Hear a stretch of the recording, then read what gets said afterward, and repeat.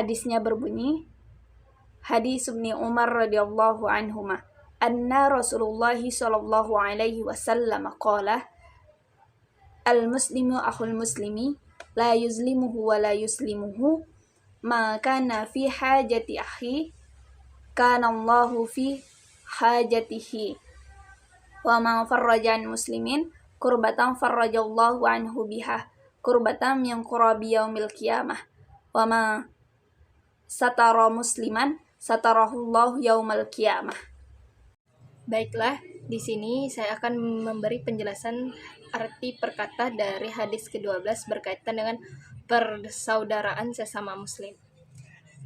Hadis Ibnu Umar radhiyallahu anhuma. Hadis dari Ibnu Umar, semoga Allah memberkati keduanya, yang mana Allah akan memberkati Ibnu Umar sendiri dan ayahnya Umar bin Khattab. Anna Rasulullah sallallahu alaihi wasallam qala, anna bahwasanya Rasulullah sallallahu alaihi wasallam qala berkata, al-muslimu seorang muslim, akhu saudara, al-muslimi muslim lainnya, al-muslimu akhul muslimin seorang muslim adalah bersaudara dengan muslim lainnya. La yazlimuhu tidaklah dia berbuat zalim kepadanya. La tidaklah yazlimuhu dia berbuat zalim kepadanya. Wala yuslimuhu dan tidaklah dia menyusahkannya atau membiarkannya. Maka nafi hajati akhi, man siapa, kana fi hajah pada yang ada hajat atau kebutuhan, akhi saudaranya, pada siapa yang ikut memenuhi kebutuhan saudaranya, saudara muslim, kana Allahu fi hajatihi, kana adalah Allah, kana Allah adalah Allah, maka Allah fi hajatihi akan membantu atau memenuhi kebutuhannya. Maka fi hajatihi akhi, kana Allahu fi hajatihi, siapa ada padanya yang memenuhi kebutuhan saudaranya, maka Allah akan memenuhi kebutuhannya.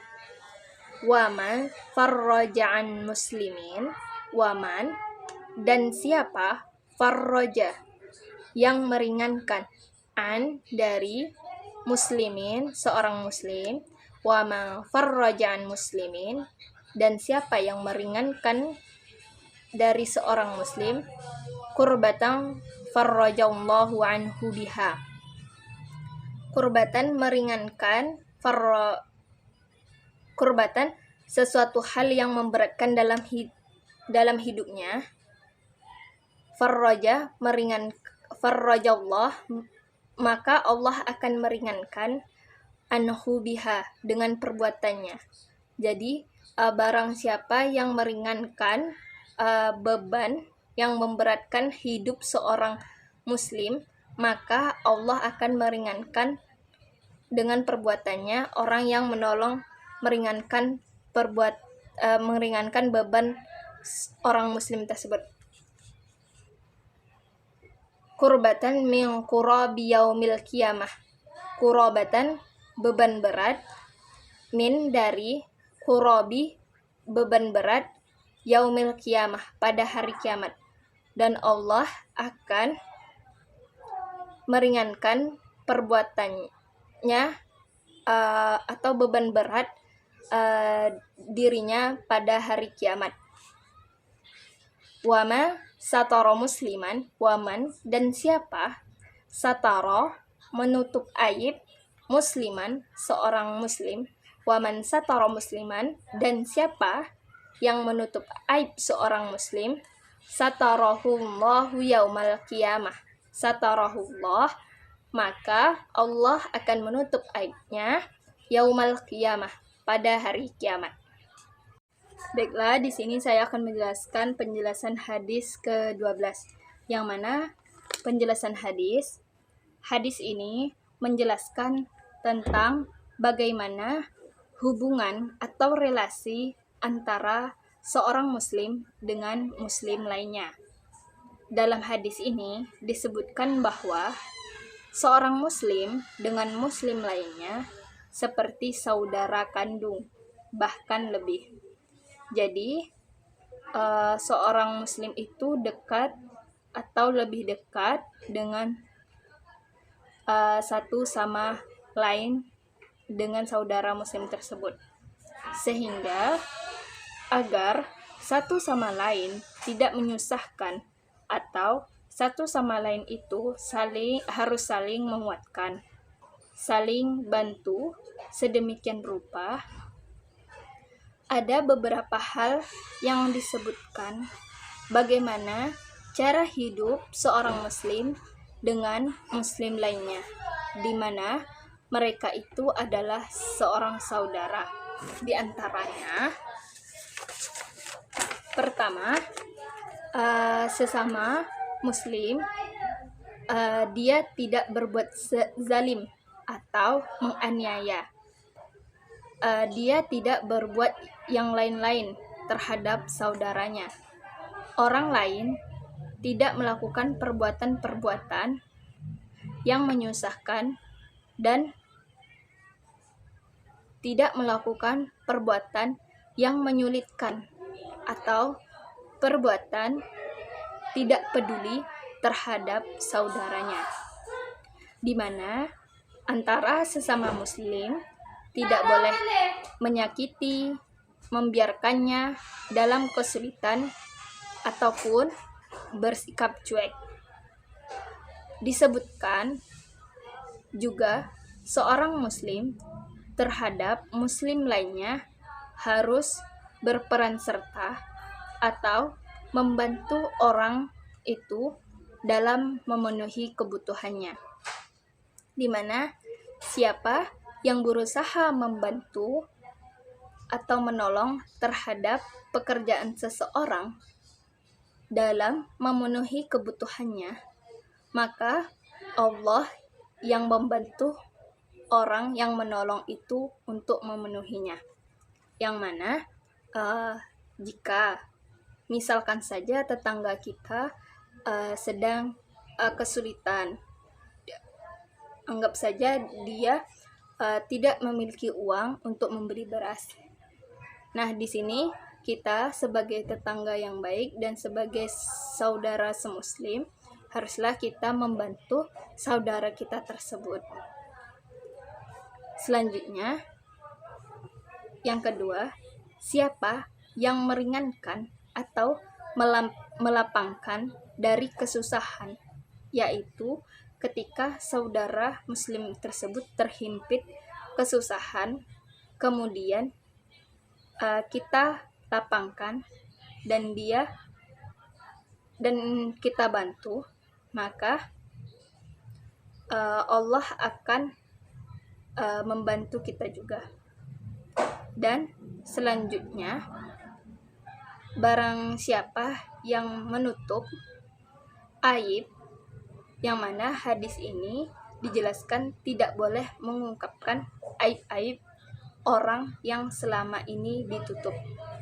Nah, mungkin saja ada beberapa orang yang menceritakan aibnya kepada kita, dan hal tersebut haruslah kita tutupi, dan kita harus menjaga aib sesama seorang muslim. Ataupun walaupun orang tersebut tidak berbicara kepada kita, namun kita tahu beberapa aib orang muslim tersebut, maka sebaiknya kita harus menutup aib sesama seorang muslim tersebut. Nah, maka barang siapa yang menutup aib seorang muslim, maka Allah akan menutup aibnya pada hari kiamat. Yang mana antara muslim satu dengan muslim lainnya ketika dalam kehidupan tentunya ada relasi, hubungan, baik yang mana tentunya hubungan timbal balik. Dalam berkehidupan juga atau bersosial, tentunya kita saling membutuhkan, saling tolong-menolong atau saling membantu terhadap sesama muslim lainnya. Seorang muslim atau seorang manusia pun tidak akan bisa hidup menyendiri. Pastinya sesuatu hal pasti akan membutuhkan bantuan orang lain, yang mana di sini menjelaskan tentang bagaimana hubungan atau relasi antara sesama muslim dengan muslim lainnya. Sehingga dari penjelasan hadis ini dapat kita ambil kesimpulan bahwa kita seorang muslim dengan muslim lainnya adalah bersaudara, yang mana ketika kita bersaudara haruslah menjaga sikap, baik itu berbicara, bersikap, dan menjaga hal-hal yang harus dijaga dari saudara kita, sesama saudara. Yang mana yang pertama, kita tidak boleh bersifat zalim atau menganiaya terhadap saudara muslim kita. Selanjutnya, kita harus meringankan beban atau kesulitan yang dialami oleh saudara semuslim kita. Nah, selanjutnya kita haruslah menjaga aib saudara semuslim kita, yang mana hal tersebut merupakan salah satu cara dalam menjaga pergaulan kita antara sesama muslim.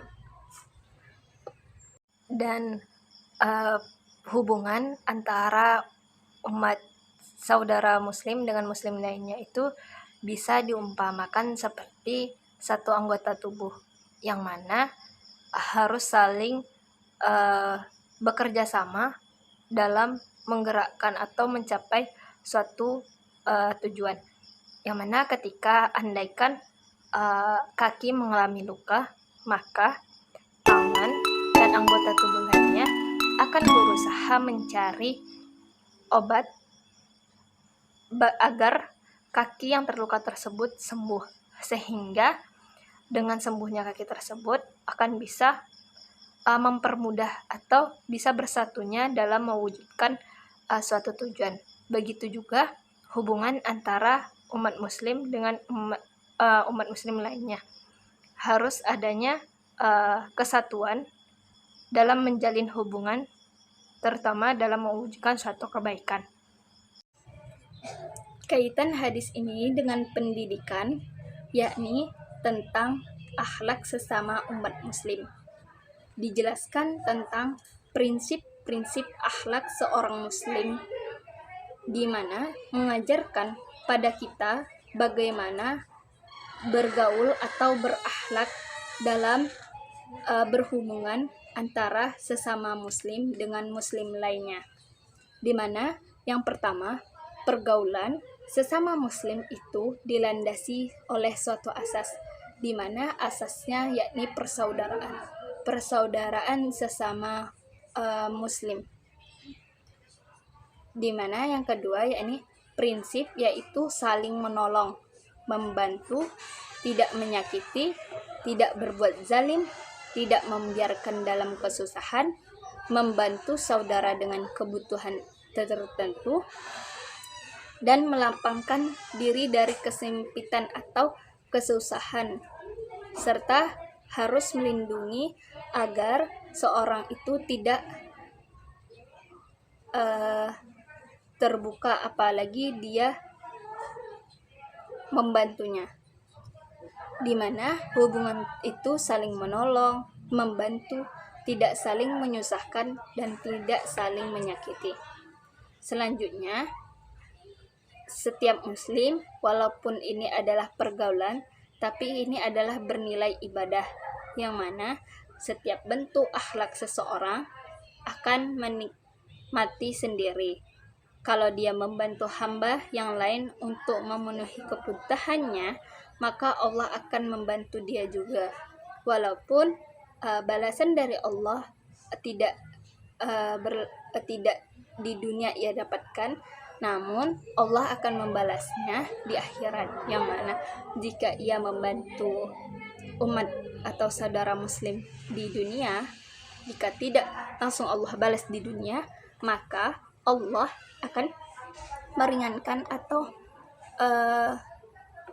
meringankan bebannya di akhirat atau memudahkannya di akhirat.